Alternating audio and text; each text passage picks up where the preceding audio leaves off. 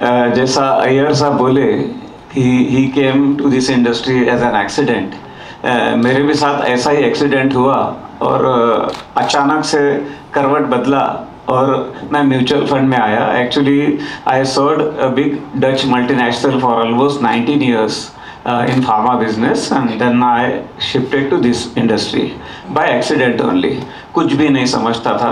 I never joined mutual fund industry. In fact, if I am not wrong, myself and Kanak also, we joined almost in the same year, 2002 or 3. 2002. We are the founder advisors of ICICI Life Insurance. And we travel together too much. ऐसा ही ये करता था, बहुत high flyer रहता था उस समय. ऐसे लोग बोलते थे, मुझे तो कभी पैसा आया ही नहीं घर में. इंश्योरेंस एक इतनी फनी इंडस्ट्री है कि नाम बहुत बड़ा होता है, घर में कुछ भी नहीं आता है. तो ऐसे ही हम लोग मलेशिया गए थे. वहाँ आते समय आई वॉज लकी कि एक चार्टर्ड अकाउंटेंट का ग्रुप था उसमें, और बहुत नामी सीए फर्म्स के ओनर्स थे. उन लोगों ने मेरा रिटेल प्रोफाइल देखा और मेरे को पूछा था कि फर्स्ट एमडीआरटी मेरे नाम पे है प्राइवेट लाइफ इंश्योरेंस इंडस्ट्री में इन सेंट्रल इंडिया. तो बोले आपने कितने लाख लाए या कितने लोगों से लाया? I said my average premium was only 10,200. Bye knowing this they got shocked, कितना रिटेल पेनिट्रेशन है, तो क्यों लाइफ इंश्योरेंस इंडस्ट्री में हो यार, you should ideally start mutual fund. मैं उनको इतना कैजुअली लिया और बोला भी, इट वॉज माई ब्लंडर, मगर मैं बोला कि मैं 18% का काम कर रहा हूँ और काम मुझे 2.25% में ला रहे हैं. इम्पॉसिबल.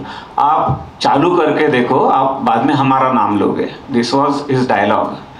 एंड टचवुड वो मेरे को नहीं मिले रहे थे, तो मेरा दूसरा एक्सीडेंट नहीं हुआ रहता था. एक्चुअली ये एक्सीडेंट हुआ इसलिए मैं म्यूचुअल फंड इंडस्ट्री ज्वाइन किया. ऑनेस्टली कुछ भी नहीं आता था सिवाय एनएफओ के बूम पीरियड में मैं आया, बहुत ऊपर गया लाइक सेंसेक्स, और उससे डबल नीचे गया.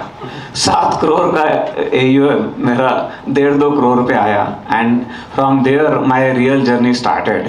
वी स्टार्टेड बहुत क्वालिटी और रिटेल क्लाइंट के ही ऊपर फोकस किया. आज भी हमारे पास जितने भी क्लाइंट हैं, ऑलमोस्ट 95-98% क्लाइंट्स आर रिटेल. और डे 1 से एक चीज़ को बहुत फॉलो किया, that is SIP. Without SIP लेना ही नहीं, ये हमने तय कर लिया. एंड जिस दिन से हमने ये तय किया उस दिन से SIP मिलना बहुत आसान हुआ ऐसा लगने लगा. मगर एक गलती किया, SIP छोटे अमाउंट की लेने की गलती, जो बाद में रियलाइज हुआ. एंड फ्रॉम दैट डे हम लोग 5,000 के नीचे की बात ही नहीं करते थे. एंड लकीली 5,000 रुपये आने लगे. अब ऐसी स्थिति है कि 15 लाख रुपए की भी SIP आज है एक क्लाइंट की. तो उसी टाइम हमने जो सपना देखा वो अब भी पूरा हो गया. We are late by 2 years. Recently हम लोगों ने 2,30,00,000 का SIP अचीव किया. And my dream is to achieve 5 crore by within 2 or 2.5 years, क्योंकि industry is growing with really vast speed. और नेचुरली हमारा आदर्श थिंक कंसल्टेंट था. मैं आज ओपनली पहली बार बता रहा हूँ, क्योंकि जिस समय मैं म्यूचुअल फंड इंडस्ट्री में आया, जो व्यक्ति मुझे मिला था RM, उसको मैंने एक ही बात पूछा, who is number 1? He said think consultant. I said, what is his specialty? He said, I will not talk too much. I will say only one thing. You only focus on knowledge and back office. Back office is the biggest strength of think consultant. Ranjit, मी आज तुला पहिल्यांदा बोलतो. So मैं बहुत गर्व से एक बात कहूँगा कि 21 साल पूरे हो गए हमको, 22 साल पूरे हो गए. We have not removed a single employee. Not removed a single employee from our office. Back office पे और टेक्नोलॉजी पे मैक्सिमम खर्चा हो रहा है. 12 साल पहले मेरा लड़का MBA होके आया and he join our business.